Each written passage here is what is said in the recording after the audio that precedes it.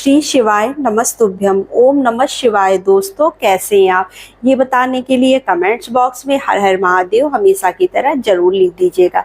तो सावन शिवरात्रि 2025 में सावन शिवरात्रि का जो पावन सा दिन है वो कब पड़ने वाला है? वो 23 जुलाई दिन बुधवार को जो है सावन शिवरात्रि का व्रत रखा जाएगा। भगवान भोलेनाथ की पूजा आराधना की जाएगी। तो हम पूरे साल इस दिन का इंतजार करते हैं सावन शिवरात्रि का, क्योंकि हर शिवरात्रियों में बहुत ही खास ये भी शिवरात्रि मानी जाती है। सावन शिवरात्रि के दिन जो व्यक्ति सच्चे मन से भगवान भोलेनाथ की पूजा आराधना करता है उससे जो है सभी कष्टों से मुक्ति मिल जाती है और भगवान उसकी सभी प्रार्थना सुन लेते हैं। तो पूज्य पंडित प्रदीप मिश्रा जी ने अपनी कथा में बताया कि अभी वो जो है ये जो शिवरात्रि पड़ने वाली है 23 तारीख को, इसकी ऑनलाइन पूजा वो कराएंगे। तो इसके लिए आपको क्या क्या सामग्री चाहिए वो मैं आपको पूरी लिस्ट यहाँ पर दे रही हूँ, ताकि आपको पूजा में किसी तरह की दिक्कत ना आए। अगर आप ऑनलाइन पूजा करना चाहते हैं तो उस दिन प्रदीप मिश्रा जी के साथ जुड़िएगा और ऑनलाइन पूजा कर सकते हैं। और अगर आप खुद से शिवरात्रि की पूजा करते हैं तो भी आपको ये इतनी सामग्री की जरूरत पड़ेगी ही। तो चलिए बताते हैं कि आपको क्या क्या सामग्री चाहिए। देखिए, अगर आप सावन के महीने में पार्थिव शिवलिंग बनाकर और भोलेनाथ की पूजा करना चाहते हैं तो उसके लिए आपको गंगा जी की मृतिका चाहिए होती है। अगर गंगा जी की मृतिका हर किसी को नहीं मिल पाती है तो आप उसके लिए क्या करिएगा कि काली मिट्टी ले लीजिएगा। काली या सफेद मिट्टी या लाल मिट्टी कुम्हार के यहाँ जो बर्तन बनाते हैं उनके आपको ईजिली या पूजा पाठ के शॉप पर भी मिल जाती है, तो आप वहां से मिट्टी ले लीजिएगा। मिट्टी में थोड़ा सा गंगा जल डालकर आप पार्थिव शिवलिंग का निर्माण कर लीजिएगा। उसके बाद आपको क्या, और अगर आप मान लीजिए पार्थिव शिवलिंग बनाकर नहीं पूजा करना चाहते तो गुरुदेव कह रहे थे कि आप क्या करिए कि जो अभी आपके घर में शिवलिंग है आप उससे भी पूजा कर सकते हैं। विधि विधान से पूजा आपको करनी होगी। तो यहाँ पर क्या क्या सामग्री चाहिए चलिए अब मैं बता देती हूँ। आप लिस्ट बना लीजिए, कहीं पर नोट कर लीजिए, क्योंकि सामग्री ज्यादा है इसलिए आपको एक एक सामग्री लेनी होगी। पहले तो आपको 1 लोटा जल लेना होगा। 1 लोटा अपने घर का शुद्ध जल गंगा जल मिलाकर आप ले लीजिएगा। उसके बाद आपको कमलगट्टा चाहिए 5। वही कमलगट्टा का बीज होता है, जो कमल के फूल होते हैं उसी की जो बीज होती है वही कमलगट्टा होता है। आप पूजा पाठ की दुकान पर जाइएगा, आपको ये सारी सामग्री वहां पर मिल जाएगी। उसके बाद आपको चावल चाहिए, अक्खा चावल चाहिए 108 दाना भोलेनाथ को समर्पित करने के लिए, क्योंकि सावन के महीने में 108 दाना चावल समर्पित करने का, अक्षत समर्पित करने का विशेष महत्व है। तो अगर आप कुछ नहीं, मतलब 108 कोई भी चीज समर्पित कर सकते हैं, लेकिन यहाँ पर जो शिवरात्रि की पूजा में गुरुदेव ने बताया वो आपको 108 दाने चावल लेने हैं। उसके अलावा आपको थोड़े से चावल अपनी थाली में पूजा के लिए और रख लेने। चावल टूटा फूटा नहीं होना चाहिए, बिल्कुल साबुत अक्खा चावल आपको यहाँ पर लेने। उसके बाद आपको गेहूं लेना है। गेहूं के आपको 21 दाने लेने हैं। गेहूं के दाने ऐसे होने चाहिए जिसमें किसी तरह के दाग धब्बे या गंदे या किसी तरह के टूटे फूटे दाने ना हो। तो आप 21 दाने गेहूं के ले लीजिएगा। 21 काली मिर्च चाहिए आपको। यहाँ पर 1 चुटकी काला तिल चाहिए। काला तिल आपको सिर्फ 1 चुटकी ही लेना है। 1 धतूरा लेना है। 7 बेलपत्र लेने हैं। सावन का महीना है, बेलपत्र आपको इजीली कहीं पर भी मिल जाएगा, तो आप 7 बेलपत्र ले लीजिएगा। 7 आपको यहाँ पर समी पत्र लेने। समी पत्र में लोग काफी कंफ्यूजन में हो जाते कि समी पत्र कौन सी होती है, तो मैं इसकी फोटो आपको इस पर लगा दूंगी, आप उसको देखकर समझ जाइएगा कि ये समी पत्र होती है। और आप तो किसी से पूछ लीजिएगा कि समी पत्ती क्या होती है, कैसी देखने में होती है, क्योंकि काफी लोगों को इसका कंफ्यूजन हो जाता है। तो आप 7 जो है समी पत्ती ले लीजिएगा। और लाल फूल चाहिए आपको। लाल फूल आपको 7 चाहिए।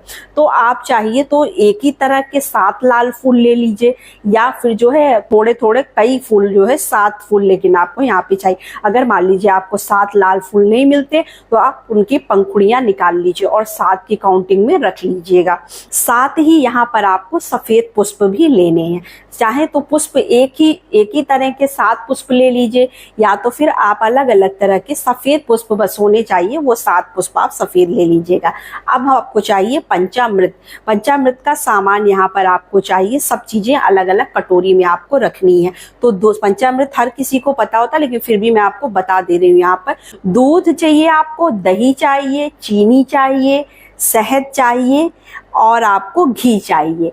ये 5 चीजें आपको पंचामृत बनाने के लिए चाहिए। सामग्री भी आपको लेनी है अलग अलग कटोरियों में, और एक पात्र में आपको ये चीजें मिलाकर पंचामृत बनाना भी है। तो आपको इस तरह से अलग अलग भी लेना है और एक साथ मिलाकर पंचामृत एक पात्र में बनाकर आपको रखना भी है। और आपको यहाँ पर क्या चाहिए, पंचामृत तो चाहिए, साथ में आपको इत्र भी चाहिए। भगवान को लगाने के लिए इत्र चाहिए, गंगा जल चाहिए। गंगा जल आपको अधिक मात्रा में चाहिए, तो आप अगर अधिक मात्रा में गंगा जल नहीं है तो आप सादे पानी, पहले गंगा जल डालकर सादे पानी में मिला लीजिएगा तो वो भी चल जाएगा, क्योंकि इतना गंगा जल हर किसी के पास नहीं होता है। ये आपको बनारस वगैरह में ही जो धार्मिक स्थल है वहां पर ही मतलब अधिक मात्रा में आपको मिल जाएंगे। अगर है तो बहुत अच्छा है, नहीं है तो फिर आप इस तरह से भी कर सकते हैं। और आपको क्या चाहिए, लाल चंदन चाहिए, पीला चंदन चाहिए यहाँ पर। और आपको चाहिए रोली, मोली, मोली बांधने के लिए भी, भगवान को चढ़ाने के लिए भी, अबीर, गुलाल, कपूर चाहिए आपको यहाँ पर, गोल सुपारी चाहिए 3, आपको 3 सुपारी गोल चाहिए, 2 गौरी गणेश बनाने के लिए और 1 सुपारी आपको शिव जी को कुछ चढ़ाने के लिए। तो गुरुदेव ने 3 सुपारी यहाँ पर सामग्री में लिखवाया था, तो 3 सुपारी आपको चाहिए। 2 घी के दीपक चाहिए, 1 दीपक आप पहले जला देंगे और 1 दीपक जो है आरती के टाइम पर चाहिए, मतलब एक पूजा के समय जलाने के लिए, और 1 दीपक जो आपको चाहिए वो हम आरती के समय जलाने के लिए चाहिए। लेकिन दीपक आप मिट्टी का लीजिएगा, देसी घी भर के गोल बाती लगाकर। आगे बात समझ में। यहाँ पे आपको 2 जनेऊ चाहिए, एक शिव जी के लिए और एक गणेश जी के लिए। तो आप पीला जनेऊ भी ले सकते हैं, सफेद जनेऊ भी ले सकते हैं। गुरुदेव ने ऐसा कोई मतलब बताया नहीं है कि आपको पीला जनेऊ लेना चाहिए कि सफेद लेना चाहिए। अगर पीला चाहिए होगा तो उसी समय आप कुछ लगाकर पीला चंदन वगैरह से उसको पीला कर सकते हैं या कोई चीज लगाकर। और आपको यहाँ पर पान का पत्ता लेना है। तो गुरुदेव ने यहाँ पर आपको पान के पत्ते 2 बताए, उन्होंने 1 ही पत्ता बोला, लेकिन आप 2 पत्ते ले लीजिएगा, ताकि मान लीजिए अगर आपको 2 पत्ते की जरूरत पड़ जाए तो आपके पास 2 पत्ते वहां पर रहें। और साथ में आपको क्या लेना है, मिठाई लेना है और फल लेने हैं। आपको 5 फल लेने हैं। देखिए 5 फल, आप अलग अलग फल भी ले सकते हैं ऋतु फल के हिसाब से, या फिर 5 फल एक ही में का आप 5 फल ले लीजिए, जैसी आपकी इच्छा हो, जैसा आपको मिल जाए आप उस तरह से ले सकते हैं। बाकी आपको यहाँ पर धूप बत्ती चाहिए, दूर्वा घास चाहिए। देखिए धूप बत्ती आप ले लीजिएगा या अगरबत्ती, वैसे हम लोग पूजा में अगरबत्ती नहीं यूज करते हैं, धूप बत्ती ही लेना अच्छा होता है, तो आप धूप बत्ती ले लीजिएगा। और दूर्वा घास आपके कहीं पे भी गार्डन वगैरह में भी मिल जाएगा, तो इजिली आपको दूर्वा घास भी इस मौसम में मिल जाते हैं, तो आपको यहाँ पर थोड़ा सा दूर्वा घास लेना है। तो ये इतनी सामग्री आपको पूजा के लिए शिवरात्रि पर चाहिए। पंडित जी ऑनलाइन पूजा कराने वाले हैं, अगर आपको ऑनलाइन पूजा करना है तो आप ऑनलाइन पूजा कर सकते हैं, वरना आप जो है शिवरात्रि की अगर पूजा खुद से भी करते हैं किसी पंडित को बुलाकर या कुछ करके, तो इतनी सामग्री आपको पूजा में चाहिए होती है। तो अगर हम विधि विधान से जो है भोलेनाथ की पूजा हवन शिवरात्रि पर करते हैं तो हमें विशेष फल प्राप्त होता है, और अगर पार्थिव शिवलिंग बनाकर करते हैं तो फिर आप जो है आपको बहुत ही अच्छा फल प्राप्त होगा। तो बस यही छोटी सी वीडियो थी, छोटी सी जानकारी थी। वीडियो अच्छी लगे तो चैनल को लाइक सब्सक्राइब जरूर करिए। तो नमस्ते फ्रेंड्स, ओम नमः शिवाय, हर हर महादेव।